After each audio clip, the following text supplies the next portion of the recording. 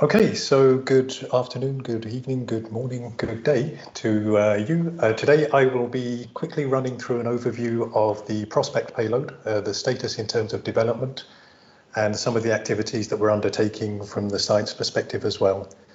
The most observant of you will notice that there's been a slight change in the title of the presentation since the abstract was submitted. We've removed the notification about Luna 27 from the title, so I'll discuss that during this presentation as well. So for those of you who don't know, PROSPECT is quite a complex payload. It comprises of two major elements, the first being a drill called PROCEED, and the second being an analytical laboratory called PROSPER. We will be subsurface sampling in the south polar region of the Moon to analyse some lunar regolith and looking to try to understand the abundance, composition and distribution of the lunar volatiles in the South Polar region. Now, the original development for PROSPECT was for flight on board the Luna 27 mission in the 2025 timeframe, but we had an ESA Council meeting on the 13th of April where it was announced that ESA will discontinue all cooperation with Russia on all of our lunar missions, all of their lunar missions, in response to the situation in Ukraine. So we are no longer pursuing that opportunity, but we are very lucky that we have already been working on a second opportunity with our colleagues at NASA on the CLPS, the Commercial Lunar Payload Services program, where we already have the basis for a flight of PROSPECT available on that in the 2025-2026 timeframe. So at the moment, we are now fully redirecting all of our work towards that NASA CLIPS opportunity. You can see an overview of the objectives on the right-hand side of this slide. And what you will notice with the redirection to CLIPS is that those objectives do not change. We're still going to be drilling down to 1 meter. We're going to be characterizing the lunar polar surface from the subsurface environment. And as I mentioned, looking at the abundance, composition and origin of any volatiles that we might find, as well as demonstrating the in situ extraction of oxygen from minerals in the regolith. So we're now agreed as a core manifested payload on the 10th CLIPS mission, which will focus on lunar resources and biology. The idea is that this mission will land in the South Polar region in the 2025-26 timeframe, which is very similar to the schedule that we had for Luna 27. But we do not yet know what the additional scientific payload on the mission is going to be, and we also don't yet know about the landing site. What we do know is that we will not have nighttime survival, so this will probably limit the number of vertical surveys that we will be able to achieve in the mission. We're at the moment evaluating the impact on science in shifting from Luna 27 onto this CLIPS opportunity. But the major message to get across is that all of our primary objectives are still valid, even with the shorter mission. We were not relying on nighttime survival for Luna 27 either. Also, the development for Luna 27, where we were in the phase CD, so we were just preparing for critical design reviews, this work in progress will not be lost. So we're not starting things from scratch. All we are doing is redirecting all of the development and scientific activities that were in place for Luna 27 onto the NASA CLIPS opportunity. So we will continue with those developments with any small deltas that are required in order for us to shift onto that opportunity. So this is a little bit more detail on the package. As I said, we have two major elements, the PROCEED drill and the PROSPER laboratory. PROCEED itself will be capable of acquiring samples up to 1 meter deep, including the icy frozen regolith. For the Luna 27 setup, we were capable of acquiring two different samples, one large sample that was originally going to go to Russian instrumentation and a much smaller sample that will go to the PROSPER laboratory for PROSPECT. We also have a multispectral imaging system, a subsurface permittivity sensor and several drill-mounted temperature sensors, so we can do a very thorough investigation with the drill alone. The PROSPER laboratory, which you'll see on the right-hand side there, this will receive, image and sample and seal any sample that we get into the ovens where they will be heated. The solid inlet system is designed to preserve the volatiles that we manage to sample up to the application of seal.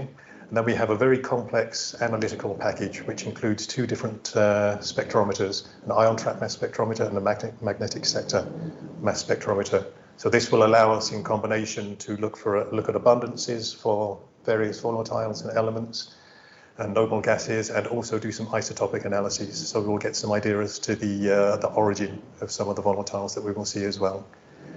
We can do both stepped and ramped heating with the analytical laboratory, and this will also allow us to heat up to very high temperatures, which will allow us to do some ISIU demonstration experiments, so extracting oxygen from lunar minerals. A few slides very quickly on the status of the development. Here you can see some nice images of hardware, which people always like to see. It's the drill development model, which has already been tested with icy lunar simulants under thermal vac conditions.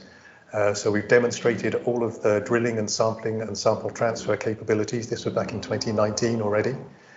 We've also done some dedicated tests at engineering model level for some of the individual units, which include some of the actuators and making sure that we are robust against the dust environment that we expect to find on the moon. We're now doing some modifications or investigating some possible modifications that will allow us to improve the drill compatibility with NASA's CLPS platforms. So this could include things like reduced thrust capability. For Prosper, the laboratory itself, the detailed design is under finalization, and we're just about to start with the CDRs. All of the key elements of the analytical package, which include the spectrometers and the gas processing system, have been prototyped and tested individually and integrated into the bench development model. And the SIS, the solid inlet system elements, including the sample camera that we have there as well, have been prototyped and tested as well. So we are in the process at the moment of producing the engineering model for the SIS. One thing to note, we also have a couple of other opportunities for the ion trap mass spectrometer. So it's been renamed as the exospheric mass spectrometer in this case, for flights on a few other missions. And for the very first Eclipse mission, which is due for launch towards the end of this year, we have the EMS, which has already been built and delivered, and it's ready for flight at the end of this year. That's heritage from the Prospect ion trap mass spectrometer. For the electronics and other supporting instrumentation, the CEU, the Control Electronics Unit, design has been finalized, and it's just finishing the CDR at the moment.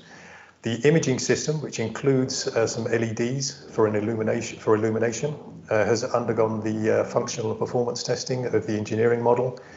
The engineering model was also sent to the science team for testing, and you will see a poster on that a little bit later on, so I don't want to say too much. But one of the major outputs from the science testing was that we were able to refine the selection of LEDs that will allow us to do some multispectral analyses. So go and look at the poster by De Angelis if you're interested in seeing more about that. Within the drill as well, we also have a permittivity sensor, and that has been breadboarded and tested with some measurements made in the icy lunar regolith analogs as well. So we're now at prototype design, ready for that as well. Okay, a couple of slides now just to give you an overview on some selected science activities.